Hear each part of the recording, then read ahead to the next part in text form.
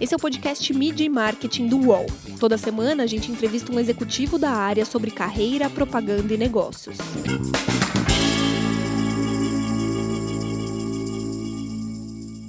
Empresas têm passado por grandes transformações. A digital é a principal delas.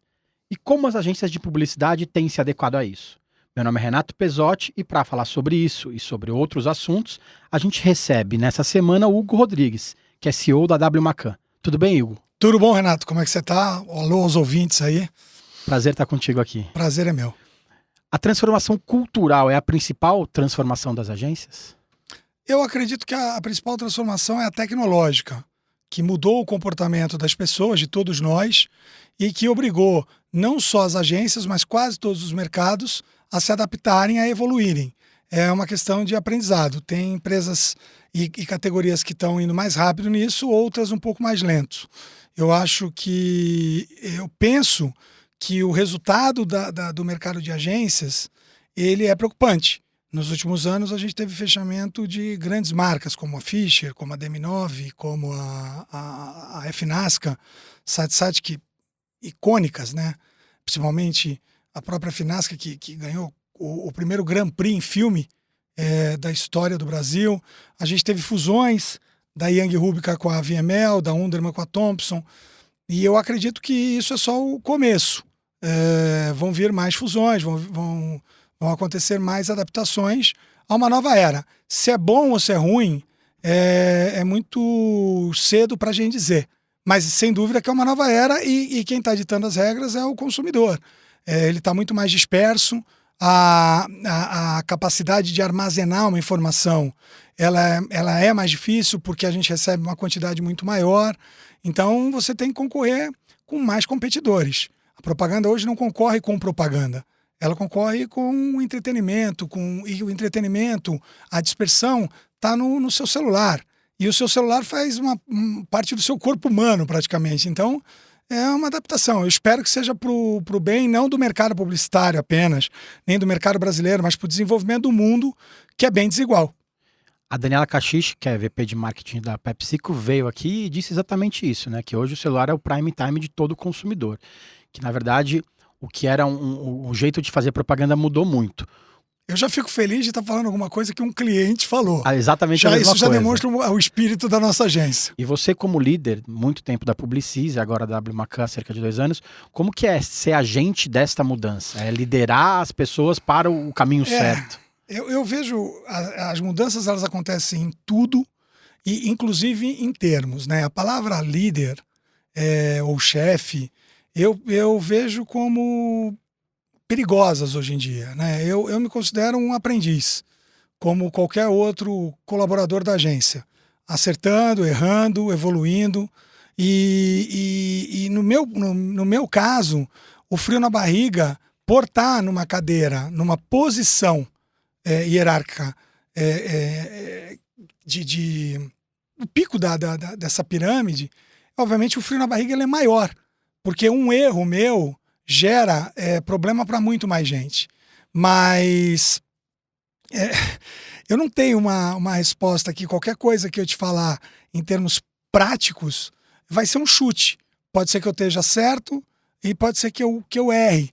E é isso que é o novo mundo, é você ir se adaptando, você sendo mais híbrido, acompanhando um pouco mais tudo que está acontecendo e tentando aprender o tempo todo. Ser agente de mudança, na minha opinião, ele é muito pretensioso, porque nós não estamos aqui para mudar o mundo. Nós, na categoria de publicitários e na minha visão, estamos aqui para transformar marcas e pessoas num grande relacionamento, num casamento, numa troca. Uma troca que seja boa para os dois lados. Então eu vejo essas palavras, líder, agente de mudanças, eu já falo assim, caramba, eu acho que a gente fala tanto em mudança e não muda os termos.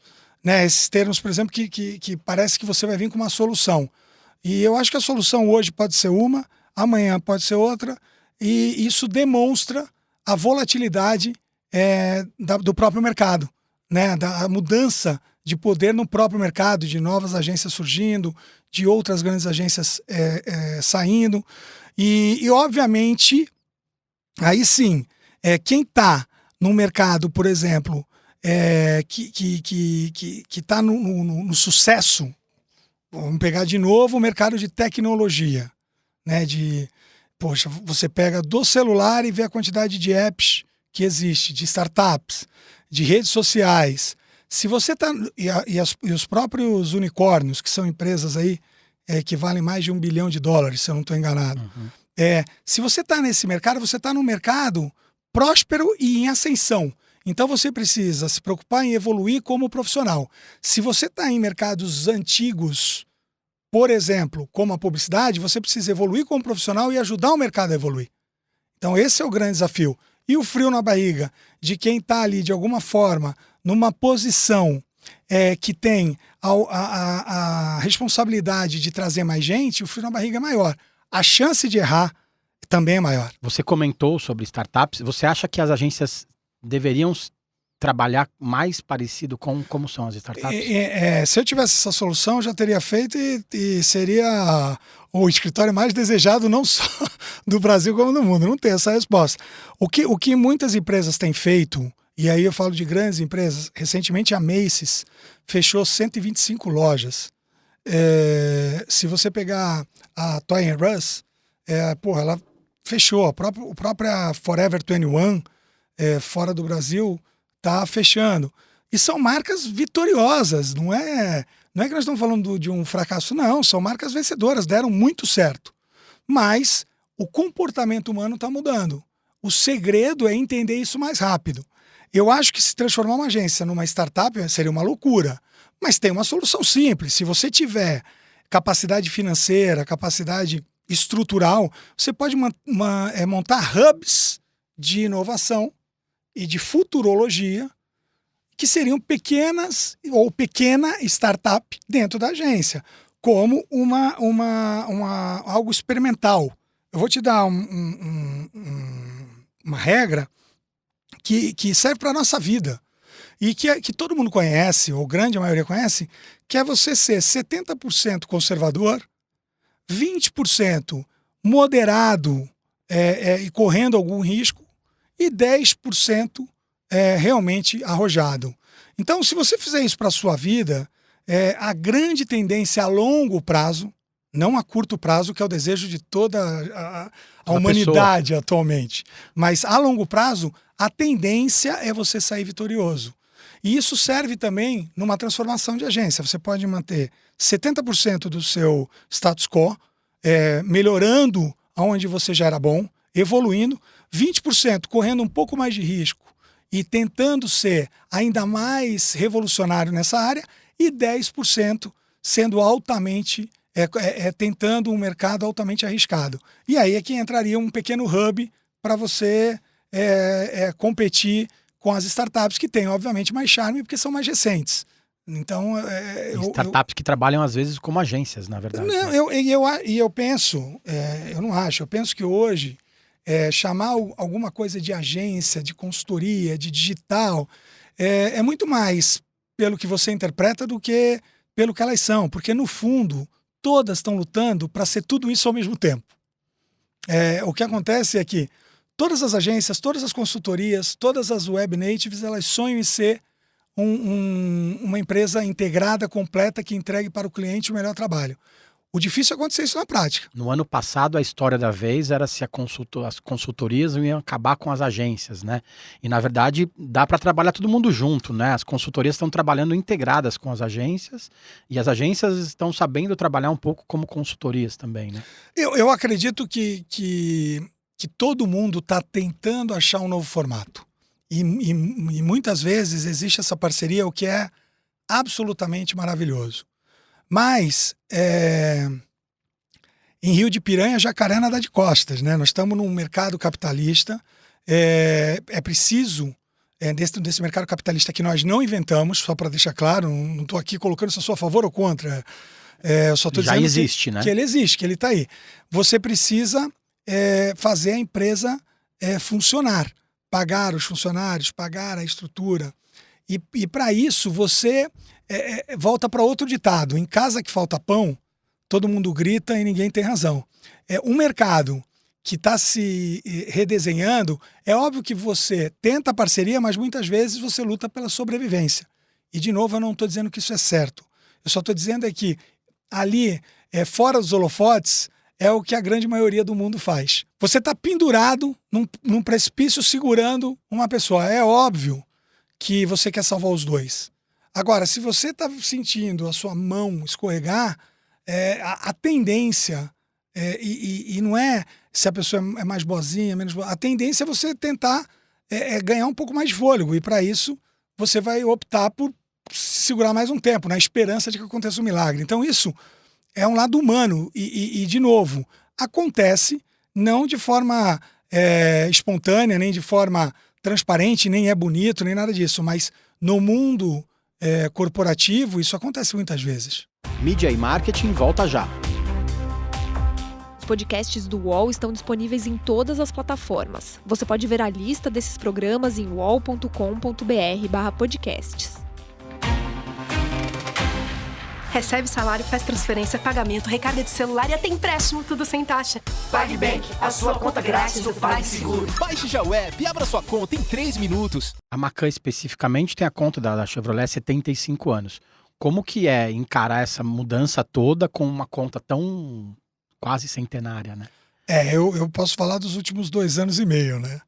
Mas são os anos de maiores mudanças, talvez. É que eu na Publicis a gente tinha uma parte da conta, e somando a Publicis com esses 2 anos e meio de Macan, são 21 anos atendendo a Chevrolet.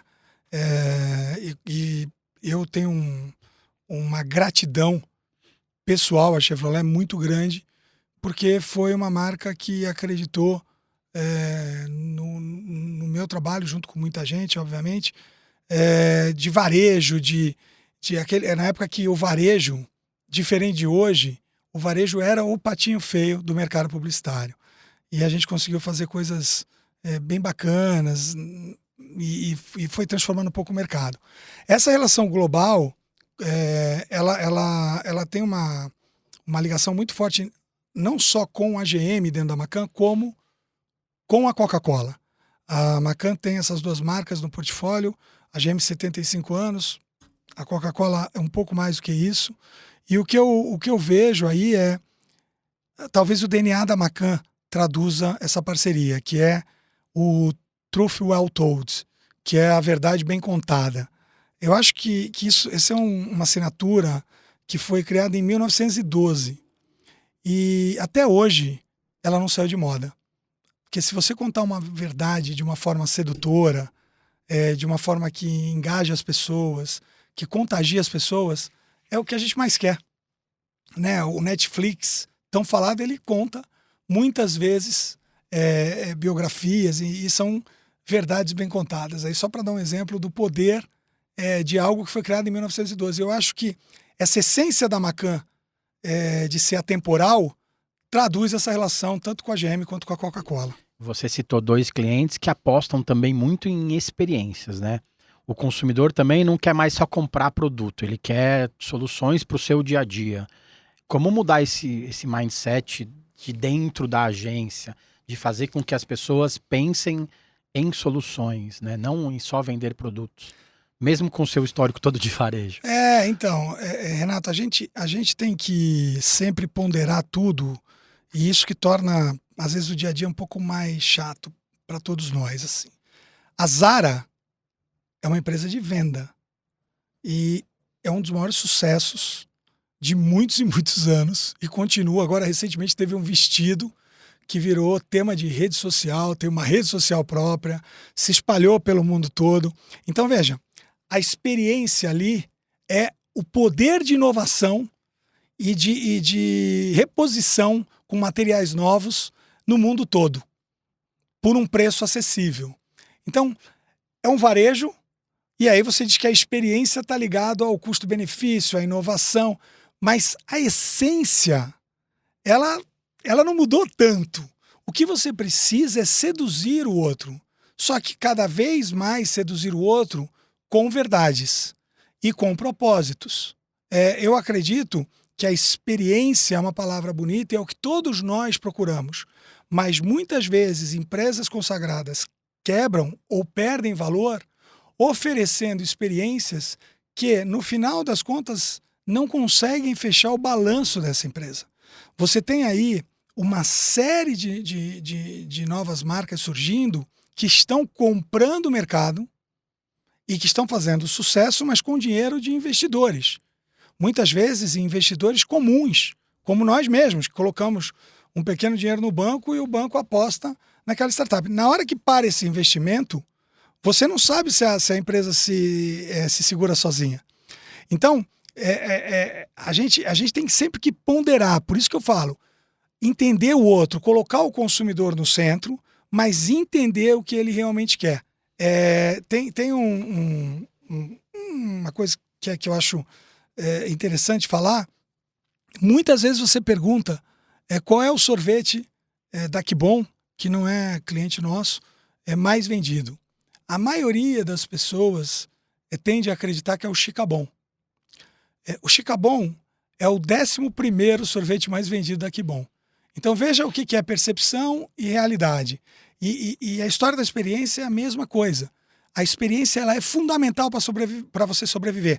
Mas no caso da Zara, ela está altamente ligada ao varejo.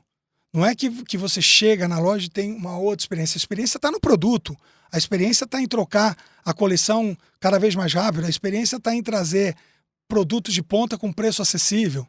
Né? Então, outra marca de varejo que faz um sucesso enorme, que não está no Brasil, infelizmente, é a Uniqlo.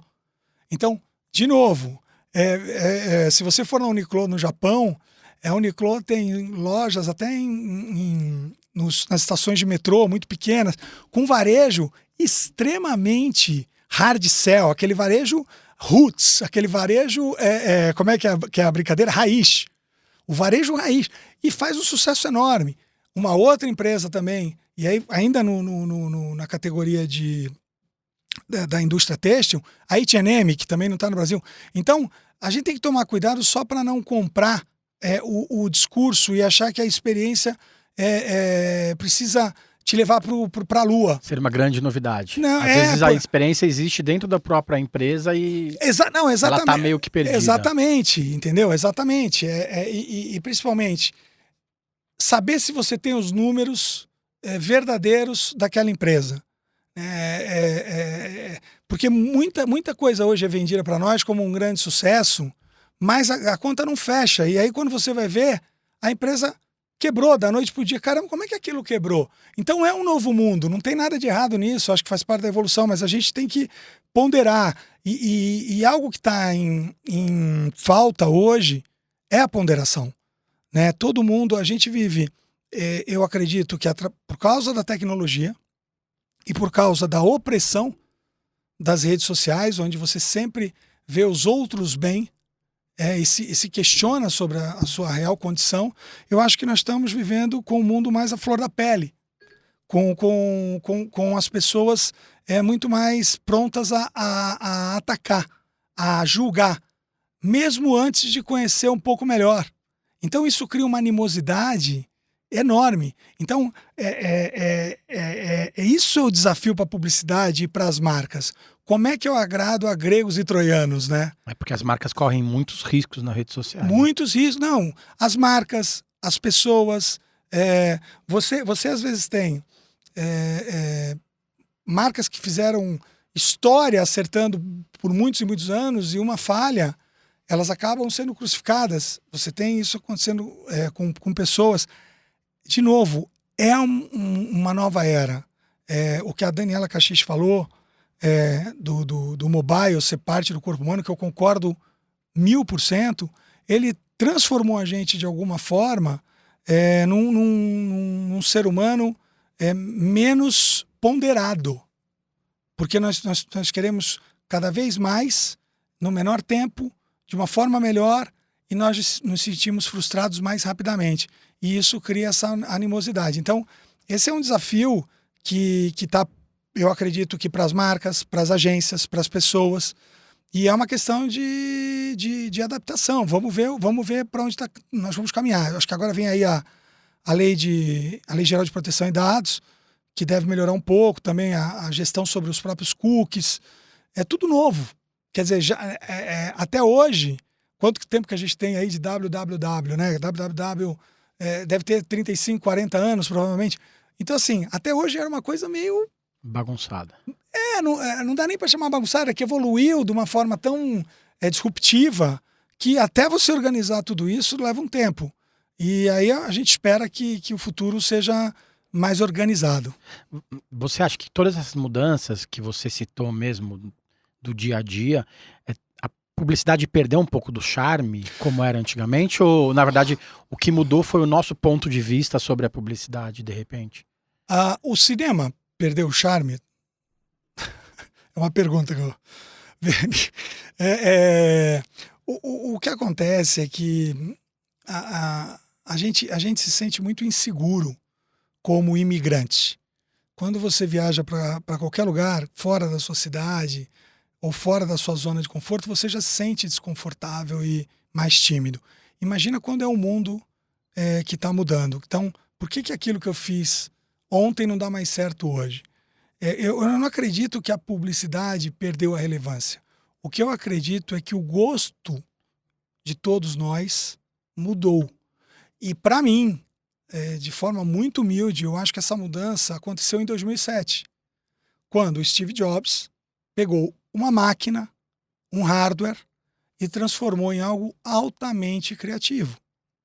Então, a partir do momento que você se conectou com uma máquina friendly, que era o touch, né? Porque hoje todas as marcas são touch, mas naquela época a gente usava BlackBerry. Né? Uma canetinha. Mas veja só, quem é que fala do BlackBerry? O BlackBerry é um produto maravilhoso, mas não ficou, quer dizer, ele mudou a relação do ser humano com a máquina. E de 2007 para cá, a máquina só evoluiu. E ela é muito sedutora. Ela tem uma criatividade enorme, porque ela se transforma na sua mão. Então isso fez com que a publicidade tivesse que mudar de patamar. E aí é que entra o desafio para todos nós. Então, eu não acho justo falar a Na minha publicidade... época era melhor. Sabe, eu acho que cada época é uma época. Essas discussões que não levam a nada. É porque a gente tem esse... O Pelé, se o Pelé jogasse... O Pelé não jogou hoje. O Pelé jogou naquela época, foi o Pelé, pronto. Hoje, tem um outro jogo aí. E esse jogo, a gente, para quem precisa... pagar as contas, para quem precisa ter um trabalho, para quem precisa evoluir, progredir, para quem precisa fazer um mundo melhor, porque isso é essencial. A gente vem de um mundo desigual. O mundo é desigual, não são só os erros entre tantas categorias que são desiguais. O mundo inteiro, nós temos 7 bilhões e 800 milhões de pessoas. Veja quantas pessoas têm uma qualidade de vida razoável no mundo. Então, nós temos que nos preocupar com isso. E dentro dessa realidade nova, dentro dessa ligação entre a tecnologia e o storytelling, como que nós vamos fazer o mundo ser um pouco mais evoluído amanhã? E aí, obviamente, aparentemente, está mais difícil. É porque hoje as pessoas se tornam um pouco saudosistas, né? Fala-se dos anos 70, depois do outro ano fala-se dos anos 80, aí lembram-se das propagandas antigas, históricas, que na verdade também era um outro jeito de fazer publicidade, né? Porque na hora que você colocava um filme na TV e todo mundo assistia, agora ninguém mais. Se você coloca um comercial na TV no domingo à noite, provavelmente ninguém... Não, eu entendo e concordo com você, porque antigamente você tinha 5 plataformas. TV, rádio, out of home, que são os outdoors, revista e jornal. E o CRM, que sempre existia mas a sexta. Hoje você tem quantas plataformas, meu Deus? Só dentro do WhatsApp, como que você pode atingir uma pessoa através de grupos? Você tem um grupo da família? Então, só dentro do Facebook, o que você tem... Aliás, o Facebook é dono do WhatsApp, mas dentro do próprio Facebook, dentro do Instagram, quer dizer... Então... Só numa empresa tem umas 10 plataformas diferentes. Exatamente. E aí, você pega o dia a dia de qualquer um de nós, veja a capacidade de atenção sua, como está sendo diluída. Como é que você responde a tantas interferências que acontecem no seu dia, através de e-mail, de de mensagem, de WhatsApp, de Instagram, de Pinterest. Então, é óbvio que volta aquela história. A gente vive numa era mais descartável, a nossa memória está muito menos afiada, as plataformas são infinitas, e você precisa criar não só algo brilhante, mas algo que esteja conectado e que cruze, que encontre um cruzamento entre todas essas plataformas. E aí tem algo simples. Porque a essência eu tenho a minha mídia proprietária, que antigamente não existia. Você até podia ter uma mídia proprietária que era o outdoor em frente à sua empresa, né? Ou no elevador ali. Mas hoje você tem as redes sociais da sua própria empresa. Você tem a mídia ganha, que é a evolução do relações públicas, do quanto de propaganda está hoje dentro dos conteúdos que nós nem percebemos, né? Que está tudo isso evoluiu muito. Então, a mídia paga, muitas vezes a mídia ganha quando alguém bacana, o nosso cliente, por exemplo, o Silvio Santos, que é o SBT, quando ele elogiou o Netflix. Veja, isso aí a mídia ganha. Né? Então, mídia ganha. E depois, finalmente, a mídia paga, que é a base de tudo, como sempre foi. Você tem que pensar nessas três saídas, mas não independente uma das outras, e sim juntas. Esse é o grande desafio. E dá para fazer. Tem muitas marcas aí fazendo isso, quietinha, atingindo. Essa é outra coisa legal. Tem muitas marcas crescendo dentro do público específico. O que é fundamental, porque você não precisa falar com 7 bilhões e 800 milhões de pessoas se você vende um determinado produto para um grupo. Então, se eu trabalhar isso através de CRM, através de lead, que são as ligações digitais, né, que você consegue através das plataformas, e junto com uma mídia de massa, você não atinge a todos. Então, provavelmente eu vou chegar aqui, vou falar do assunto, você nunca ouviu falar, mas o grupo interessado naquele produto foi atingido em 50%. É até bom, às vezes, né? O público-alvo, o cara diferente do público-alvo não foi atingido por aquilo. Então acertei, né? Exatamente. E hoje isso é mais possível porque os algoritmos trabalham a nosso favor. Eles trabalham contra a gente também, mas trabalham a nosso favor. Então, é um novo bicho. E se é mas melhor... aí o publicitário tem que ser mais humilde também para aceitar tudo isso, né? Eu penso que o mercado publicitário, ele vem de uma história no Brasil muito bonita. E aí eu falo dos meus antecessores. Poxa, o Brasil, ainda hoje, e com uma imagem construída lá atrás, é um dos 3 países do mundo considerado um dos melhores em publicidade. Então, são Estados Unidos, Inglaterra e Brasil. Poxa, em qual indústria o Brasil está entre os 3 melhores do mundo? Então, eu acho que isso é algo que foi construído por muitos e muitos profissionais. Muito importante, né? E é um reconhecimento. Nós temos brasileiros que comandam grandes grupos de comunicação fora do Brasil. O tamanho do mercado internacional para o brasileiro em publicidade é enorme. Isso é bacana. Isso se deve ao trabalho de muita gente que passou e de muita gente que ainda está. Porque ainda hoje as grandes potências vêm buscar talentos no Brasil. Então, talvez isso tenha deixado a gente um pouco, vamos dizer, sonhador demais. Nós somos seres humanos. Quem nunca falhou, quem nunca foi seduzido, quem nunca caiu numa peça, caiu num sonho. Não, eu acho que é numa armadilha. Acho que a palavra é quem nunca caiu numa armadilha. Então, existem falhas, mas eu te garanto, hoje o mercado publicitário ele é muito menos pretensioso, porque a gente está aprendendo já há alguns bons anos, na marra, a entender de números. Não basta você falar bem de uma propaganda, ela só vai ser bem avaliada se ela foi convertida ou num relacionamento mais próximo entre consumidor e marca, ou numa venda. Isso tudo, as métricas do passado, elas não eram tão apuradas. Então era mais fácil? Não tem isso de mais fácil ou mais difícil. O que tem são momentos. Volta de novo aquela história, então pro Pelé era mais fácil jogar? Puxa, aquela era aquela era. E ele era o Pelé e vai continuar sendo o Pelé, mas hoje as regras mudaram, né? Entendeu? Naquela época o tiro de meta, para quem gosta de futebol, não podia ser dado dentro da área ali. Então, pô, tudo muda. Se é para melhor ou para pior, o que vale é o resultado do momento. E o resultado do momento, mundialmente, para o Brasil, ainda é positivo. Localmente, a gente é um pouco mais desvalorizado. Acho que é uma questão da gente reaprender a viver nessa situação onde a pressão está maior e tentar reverter isso todo dia com resultados concretos. Se adequar à realidade nova, né? Porque não tem como. Se você lutar para convencer alguém de algo que deu certo no passado, para falar de futuro, vai ser um trabalho hercúleo que provavelmente não vai te trazer resultado. A expectativa é outra. Tem que pensar para frente. A expectativa é outra.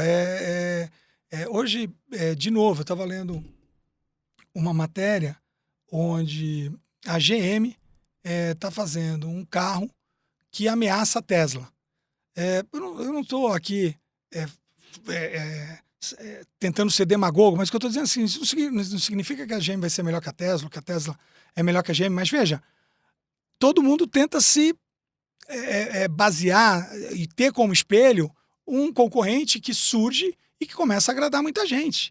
Faz parte da evolução. Eu gosto muito da cultura oriental, porque quando eu ia em salões de automóvel, eu vi os japoneses embaixo dos carros fotografando e tendo a humildade, os carros da concorrência, e tendo a humildade de olhar, de não copiar, mas de aprender e de tentar fazer coisa melhor.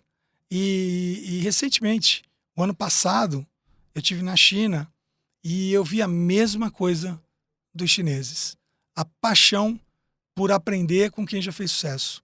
Então você vê na China empresas chinesas comprando plataformas de Porsche do ano 2000. Mas por quê? Porque eles acreditam que é melhor ter uma plataforma de uma marca consagrada, mais antiga, e evoluir a partir daí do que construir algo por do si zero. só. E o resultado financeiro da China e principalmente do Japão, eles são inquestionáveis. Então, eu penso que o Brasil podia se inspirar nisso. Às vezes a gente quer ser muito primeiro, olha o que eu inventei, e ser o segundo não é tão ruim, muitas vezes. Usar como referência alguém bom e ter isso como meta pode ser um grande passo para um dia você se tornar o primeiro. Você falou de inspiração, né? Eu queria que você citasse uma campanha que você olha e fala assim, putz, queria muito ter feito isso. Agora eu vou dar uma de publicitário, vou puxar um pouco a sardinha aqui pro nosso lado, que tem uma campanha que eu participei que me enche de orgulho, que é uma campanha da Heineken, e que ela convidava casais para irem jantar, e durante o jantar as mulheres recebiam um convite para passar uma semana num spa. E os homens recebiam um convite para ir ver o jogo da final da Champions League num estádio aqui no Brasil, via streaming. E isso acontecia até a hora do momento do jogo, quando entrava ao vivo as meninas do spa e você via que as esposas, não estavam no spa, elas estavam em Milão assistindo a final da Champions League, e os homens ficavam realmente chocados.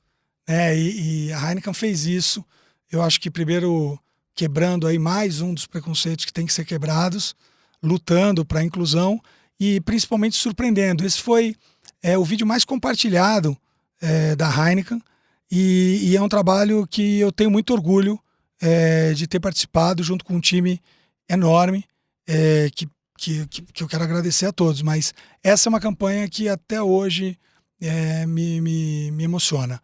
E sobre outras campanhas que eu não participei, eu acho que todas que são inesquecíveis, eu queria ter participado, porque é uma questão de você ter paixão. Eu tenho paixão pelo que eu faço. Tem uma ação que se transformou, que se espalhou praticamente pelo mundo inteiro, que é de um banco, inclusive para valorizar a inclusão feminina, né? Ele tinha uma parte do conselho muito grande de mulheres, e que colocava em frente o touro de Wall Street, só para situar, em Nova York tem um touro que a maioria dos visitantes vão até lá para tirar uma foto segurando numa parte íntima do touro, porque diz que dá sorte.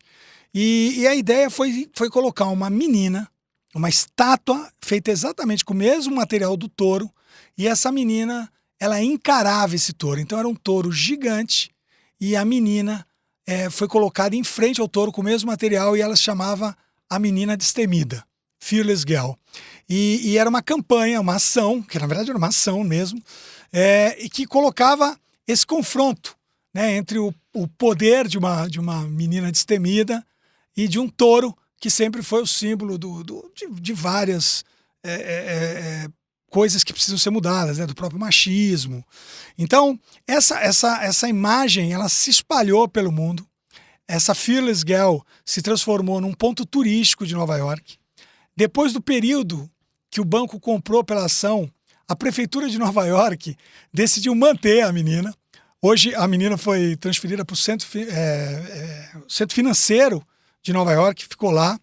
E aquilo se espalhou nos jornais, se espalhou nos jornais, que eu digo nos noticiários, foi matéria de TV, matéria de programa de TV, matéria de programa de rede social, foi comentado no mundo inteiro.